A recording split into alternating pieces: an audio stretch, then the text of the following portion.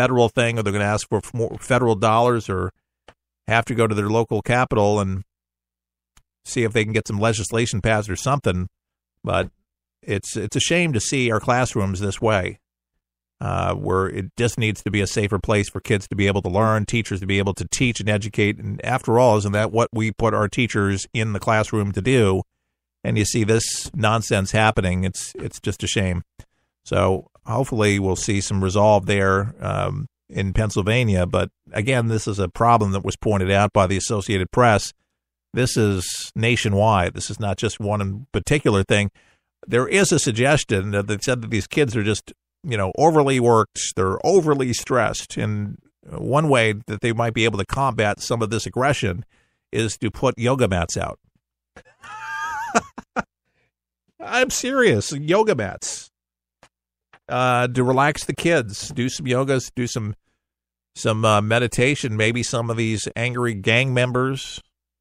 You get a drug dealer doing a little yoga. Maybe they'll decide they're not going to be able to, have this type of aggression anymore. They can't stand it because they're so chill and relaxed that they just don't have the fight in them. What happened to just good old-fashioned running the track? What happened to your coach running you? Yeah, exactly. That's the way you got disciplined. You didn't get the job done. The coach made you do things. I mean, you just, you didn't want to do that every day, so you stopped doing it. Some good discipline. And the problem is a lot of these kids, they take it to the state, and they say you abused them. And the other half of the coin there, part of the coin, is that parents can't, those that want to parent, they can't even use the back of their hand. Okay? They can't even whack your behind anymore. Can't do it. Parents are not doing it. To me, that was a great deterrent. When your dad said no, the belt started coming off. I mean, you didn't do it. You had the fear of dad or the fear of God in you, whatever it was, but you just don't see that anymore. Bring the belt back. I'm not talking about abuse. I'm just talking about good old-fashioned parenting. It's such a rarity these days. It's unfortunate. Have you ever seen these people flying these drones around? It's become a real security problem. This month, the Department of Homeland Security released an update, a terrorism advisory bulletin, stating that terrorists are pursuing the use of drones as weapons. According to Sergeant Randy Sterlett, a bomb squad commander in California's Orange County, the threat is very real. He says some of these drones can fly anywhere from 1 to 15 pounds of explosives, he says, which is huge, and a huge amount of explosives. He also points out that firefighters and local law enforcement officials have an even more imminent problem. That's drones showing up in their turf in the middle of operations. There's been SWAT operations going on and UAV drone driving, flying right into the front yards and watching as they're approaching the house, putting the safety and the safety of those who are in the community at risk. Sterling pointed out some of these first responders have even had to shut down operations because of an unauthorized drone getting in the way. These are some of the limited rules that govern where hobbyist drones can fly, but firefighters and law enforcement officials are saying that the requirements don't go far enough because they are unforeseeable in the middle of real-time operations. Just a single drone can do significant damage or even take out one aircraft out of the air. Ronald Walls, who is the assistant chief for the San Bernardino Fire Department, very concerned about it. Says we had drone operations that had actually forced to shut down all of our air operations. Walls said, I don't believe would have seen hardly any vehicles be damaged if we'd had the ability to bring in aircraft and redirect the fire. So hampering emergency efforts out in California for firefighting. And this is happening all over the country, but this can bring down entire aircraft. You don't even have to be aboard, ladies and gentlemen, an aircraft. You can have a drone. You can have explosives attached to one of these puppies, and ISIS has got their eyes on these. And you can buy these things anywhere. Just pack explosives and fly them in. We put chemical weapons on these, and these are unregulated. Pretty much you can go anywhere. The AP has pointed out this, and so many other commanders across the country. Washington really needs to take the threat serious. I mean, these are literal weapons of destruction, and these things are very powerful, and doesn't really take a PhD to fly them. A little prowess, flying around your neighborhood. You can fly these things. I mean, some of them long distance. I mean, the military uses these. Now, they're a lot more advanced. They go hundreds of miles, but you can be in your living room flying one of these puppies and really do some bad things. And we're seeing more of these reports turning up in neighborhoods and crime-laden areas where people want to take a look, take a peek, and putting people's lives in danger, where even helicopters have had to divert, and rescue workers have had to divert their efforts, where more fires have been caused because of these. So it's a story that we'll be staying on top of, but this is not the first time that we've seen this. We've had dozens of reports over the last year and a half, 2 years, that we've pointed out, but this is something that Washington's really going to have to look at. And if they don't really put anything together on the books on this one, it's going to take just one major catastrophe. And then it'll be a problem. That's the problem with Washington, unfortunately, with just so many things, is that, in a car they say have the oil changed, do these things for preventative maintenance, yada, yada, yada. It's always after the fact. It's like all this security and nice things that came along with now protocols and screening and all that. It took a 9/11 for us to really rethink our security. I mean, Israel's been doing this for a long time, but yeah, we didn't have the threats. I understand that.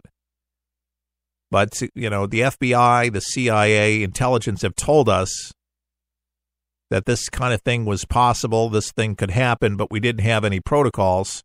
And I'm just concerned, as one American here with a microphone, that unfortunately they're sounding the alarm saying that these drones are already been talked about through ISIS and Inspire magazine for people to put explosives on there. And you don't think that this should be something that Congress is talking about? Nope. It doesn't seem to be the discussion. Anything and everything else. But the most important things, unfortunately, the most logical things, are always in the back burner. And this program is always in the forefront of bringing things to you in the beginning. Then, oh, wow, that's front page news. Look at that. You'll get it first thing here and get your mind wrapped around it. Then when you hear it, you say, I heard that on For the People. Folks, it's just common sense. We got to be smart about it. Kind of like our electric grid in EMP, We'll help you survive this thing called life. We're for the people, for the people, for the people is there. It's unlike anything you've ever been through in your life, man. I was driving. This kid threw a grenade at us. It went right over our vehicle. It was 12 years old. The shockwave went through my head, rattled up my brain, and left. Danger is around you 360 degrees at all times, and you can't unlearn that. It's impossible to describe the sacrifices these men and women have made to protect our freedoms. And the job of rebuilding their lives is massive and growing every day. Many will need the programs offered by the Wounded Warrior Project for years to come. I didn't know what PTSD was. All I knew is I was having nightmares. And when I got released, my reintegration was go check in at the VA, man. My first coping mechanism was use drugs. Just numb it. Don't feel anything. I was angry. I'm trying to pull myself out of that right now. Your gift today of $19 per month will honor and empower these veterans so they can aid and assist each other. The Wounded Warrior Project is a life raft. I can say this without question that I wouldn't be here today if it weren't for it. Wounded Warrior Project is the first step, getting back out into the world and reforming yourself outside of the service. Call or go online with a pledge of $19 a month. You'll receive this Wounded Warrior Project blanket, and your gift will provide critically needed programs that rebuild lives. That was my first feeling of actually being a part of something bigger than myself again. Well, I lost a few really close friends overseas, and if I quit, I'm going to let them down, and I'm not about to do that. I'm learning to face my fears head on. To trust and see what happens at the end. It's a long process, but I had the drive and desire. Please, call or go online with your gift right now. For the people is there. Your American Heritage. As the song says, they ran through the briars and they ran through the brambles, those hawk-eyed Tennessee and Kentucky riflemen. Sir Edward Pakenham had planned to invade New Orleans, but General Andrew Jackson had other ideas. In early January 1815, the British mounted 2 suicidal frontal attacks in packed close formation. The American rifles opened up, and after the smoke dissipated in the humid Louisiana air, the southern sun revealed 20 dead Americans and 2,000 dead redcoats. This has been Don Keyes with a gun-smoke-obscured Battle of New Orleans, a great American victory in Your American Heritage. Your American Heritage can be heard Monday through Friday, proudly brought to you by For the People and this station. It's Your American Heritage.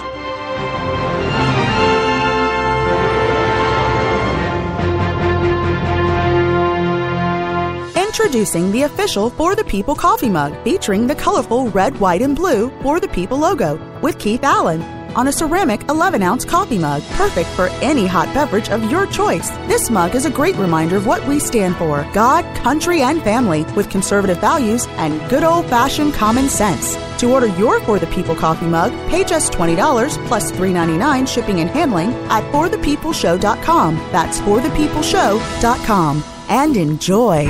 Critics are raving. Murder on the Orient Express is spectacular, with a cast of suspects each better than the next, and a twist ending that will keep audiences guessing. Murder on the Orient Express, rated PG-13. With all the choices out there to enjoy some entertainment, wouldn't it just be nice to have something that didn't cost an arm or a leg?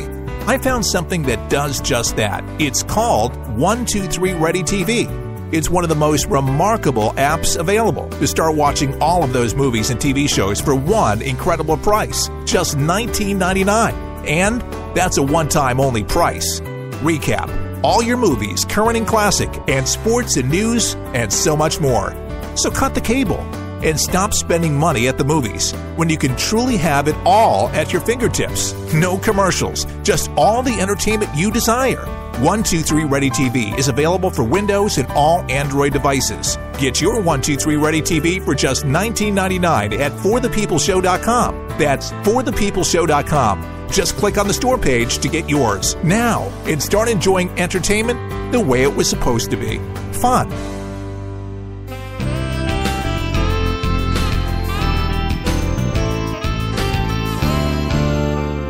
Keith Allen and For the People. Breaking news: London police responding to reports of shots fired at central London's underground station, and there's people lined up on the streets. Police presence very, very heavy, so don't know exactly what exactly transpired, but it definitely looks like a very major scene right now. Again, reports of shots fired is what news is saying right now at central London's underground station. Let's listen into a little of the audio and see what's going on. Today, in a place like Oxford Circus, you're going to feel it more than anywhere else.